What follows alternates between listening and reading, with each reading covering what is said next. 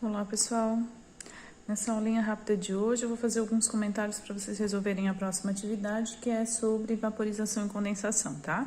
Então, resgatando aqui rapidinho, a gente está vendo a ideia, né, de mudança de estado físico. E nós já vimos dois tipos de mudança de estado físico, que é a fusão e a solidificação, né?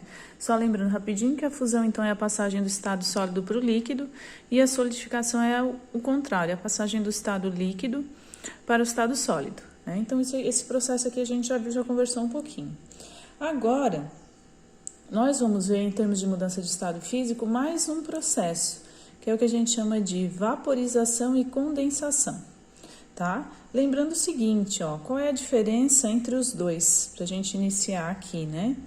A vaporização, então, é a mudança do estado líquido para o gasoso, certo? Enquanto que a condensação é o contrário, é do gasoso para o líquido, né? A condensação muitas vezes é chamada de liquefação também, tá? Então, caminhando mais um pouquinho, o primeiro processo que a gente vai discutir um pouquinho mais a fundo, então, é a vaporização. Então, a vaporização que é essa transformação do estado líquido para o estado gasoso.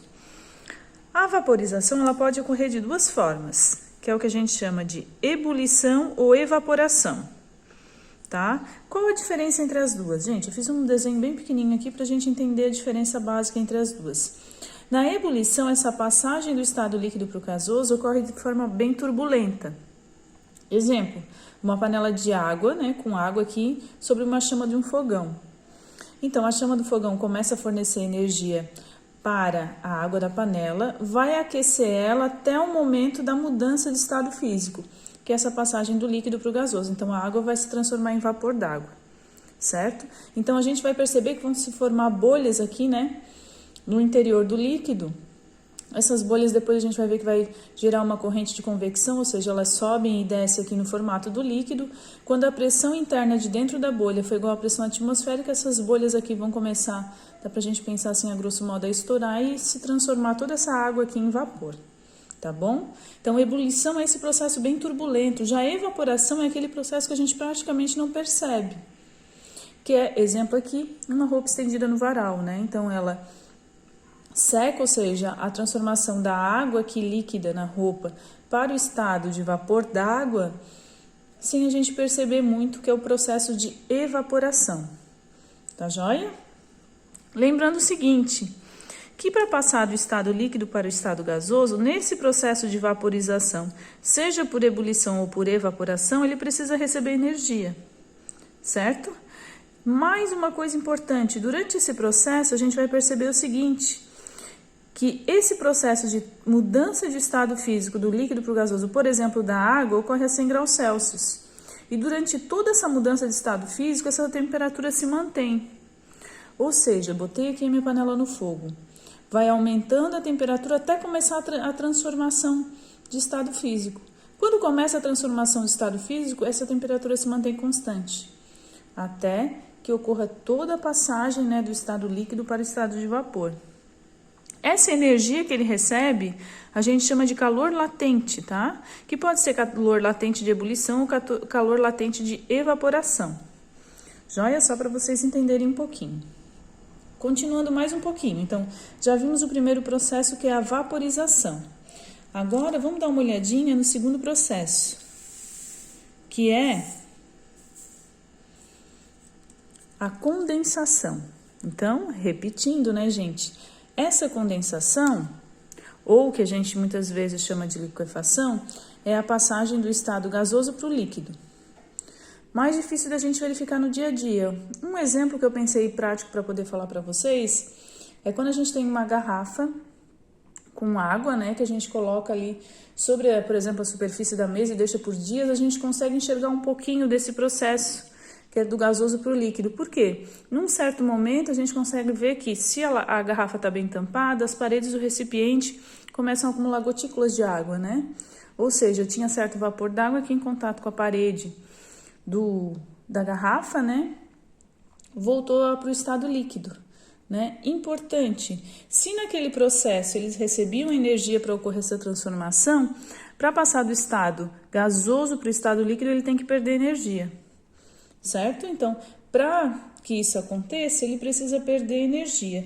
Importante também, todo esse processo ocorre, por exemplo, da água, a uma temperatura de 100 graus Celsius e se mantém constante durante a mudança de estado físico, tá? Então, seja na vaporização ou seja na condensação, esse processo se mantém constante. No exemplo da água, a uma temperatura de 100 graus Celsius a nível do mar, tá ok? Então, olha só, para a gente finalizar aqui, para a gente entender um pouquinho, como é que a gente vai saber qual é a energia que ele precisa perder, ou no caso do outro processo, ganhar? Essa quantidade de energia que a gente chama de calor latente, essa quantidade de energia seria a massa que vai se transformar, que vai ocorrer a transformação de estado, vezes esse L. Gente, esse L, se a gente está pensando na vaporização, ou se a gente está pensando na condensação, a gente tem que lembrar o seguinte: na vaporização ele precisa ganhar energia, na condensação perder.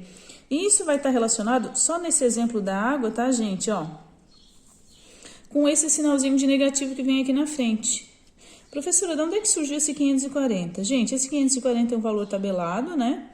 Nesse exemplo aqui, esse 540 é da água, que me diz o seguinte: ó, o calor latente de ebulição da água é 540 calorias por grama, ou seja, cada grama para passar do estado líquido para o estado gasoso precisa receber 540 calorias.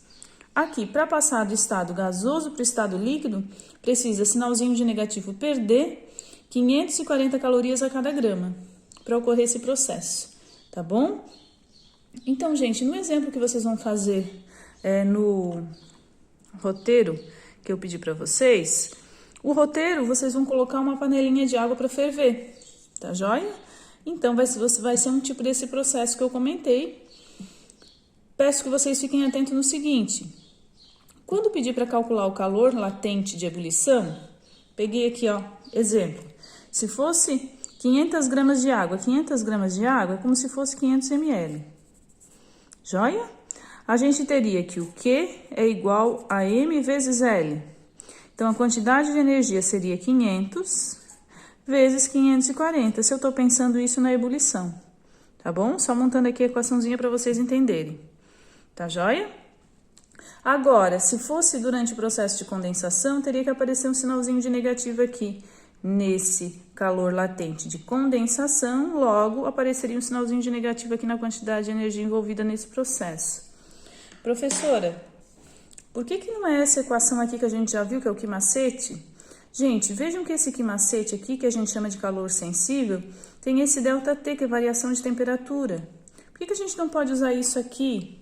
Gente, não pode usar isso aqui porque essa variação de temperatura não ocorre quando há mudança de estado físico, que foi o que eu coloquei aqui para vocês. Tá bom? Então, isso aqui é só um lembrete, isso aqui a gente chama de calor sensível, quando não há mudança de estado físico, e aqui quando a gente chama que há mudança de estado físico, a gente chama de calor latente, seja de ebulição, seja de condensação, ou no exemplo anterior que a gente viu de fusão ou solidificação, tá bom? Eu espero que tenha ajudado vocês aí. Qualquer coisa vocês podem me escrever também. Um abraço e até mais.